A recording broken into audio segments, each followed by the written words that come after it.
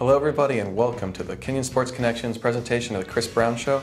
To my left, Chris Brown, the head coach of men's soccer. Thank you for joining us. My pleasure.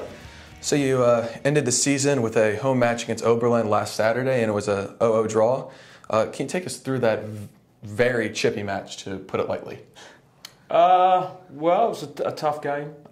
They're a much improved team. They've got some talented players. We want the games to be physical as possible. I think in some ways Oberlin like to play a very possession-oriented game, and we want to kind of disrupt that. So our goal was to make it a physical battle, and I think we disrupted them. We dominated the game, and I think we were somewhat unlucky to not win that one. So.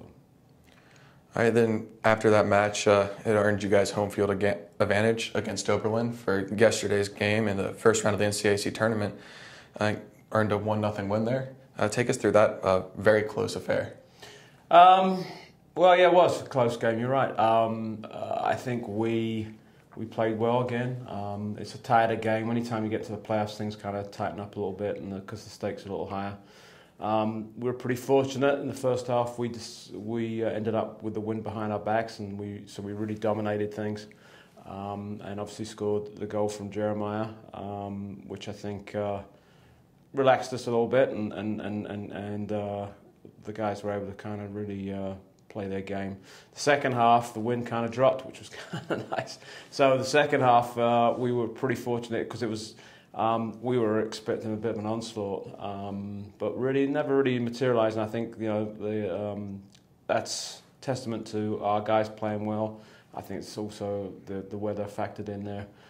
There was a little scare in the last few minutes there when the number 12 hit it over the bar. But I really think one, we should have dealt with that, but two, it would have been a bit unfair because I think we were the dominant team. So. And you mentioned the wind. How does that affect how your boys play the game? Well, I mean, it is the conditions are always a factor, whether it's the ground itself or the wind, that kind of stuff. It's when you've got the wind behind your back, you're not as threatened in behind, so it's hard to get balls in behind a team if the ball is held up by the wind. You can play out the back longer. Sometimes that's a disadvantage if you're further up the field. You can shoot for longer range. And it just basically can energise a team when the wind's behind your back because the other team's having a tough time getting it out sometimes. So that was really helped us. And then, the second half, obviously, it just sort of dissipated. And so it was really helpful for us. So. And then in both games, you guys dominated in shots and possession, but only came away with one goal. How do you change that to start putting more into the net? Well, it's tough against good teams. I mean, the good teams we've played against this year, they've all been close affairs. I mean, it's, they had a senior goalkeeper who's a big boy and he covers the goal well. So, we haven't really been playing with our full starting 11. I mean, Jordan Glassman's been injured for probably 3 to 4 weeks since the Worcester game. So we're nursing him back. I mean, he's got some time on both Saturday and Wednesday, and he's still not back to 100%. And I think that's going to, if we can help him get there to 100%, then that's going to help us score some more goals. But I think most of the games from this point on are going to be tough and low scoring affairs. So now to everyone's favorite part of the show, the off-topic topic. We've been wondering, what is your favorite winter tradition? Well, as you guys know, I grew up in England, and we have something called Boxing Day, which is the day after Christmas, and that's the day where people visit friends and family. And so Boxing Day was always a big part in our house, and it's also a big soccer day.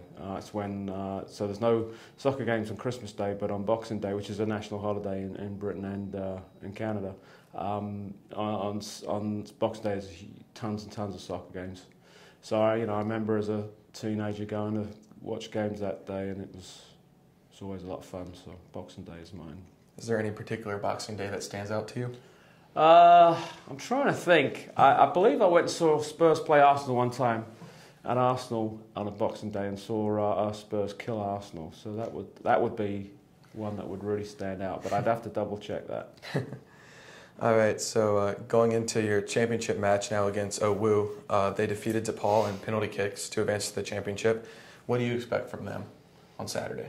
Very tough game. I mean, they're very, very good. They're number one in the country, still undefeated, and we're playing at their home field, so it's going to be very tough.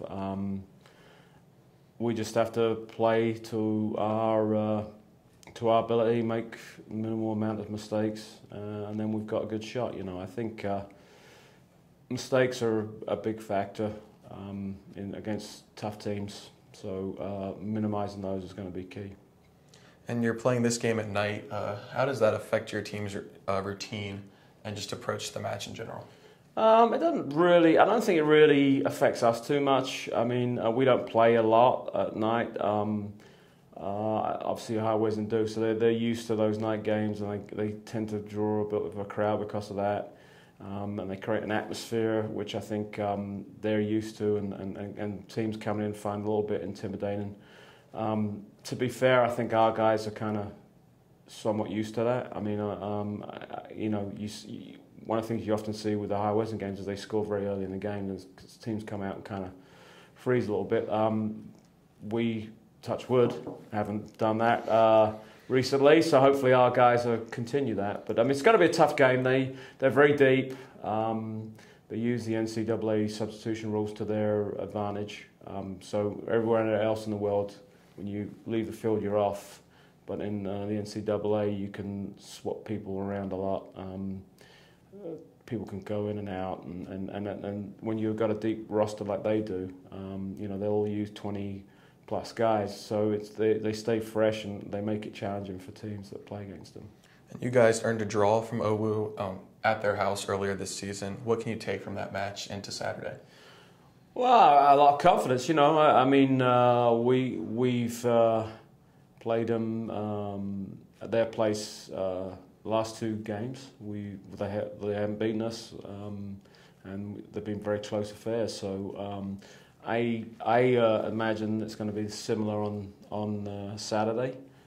If we play to our ability and we minimise the mistakes, then it's going to be a very, very tight game. And I think the guys know that they can beat them. I'm not saying we will, but I think they know they can. So I think they're going to have confidence, and that's a huge, huge part of the game. So what are you going to tell your team before you take that field on Saturday evening? Be nice to get an AQ and know for sure that you're making the national championships, and you don't need much more motivation than that. So the other thing is we're unbeaten in the month of October, and let's stay unbeaten in the month of November. Yeah. Well, good luck to you and your boys this Saturday, November 9th at 7 p.m. in Delaware, Ohio. Fans, if you want to travel for what should be a great match, go on out. For the Kenyon Sports Connection, I'm Matthew Ruskin. Chris Brown, thank you for joining us.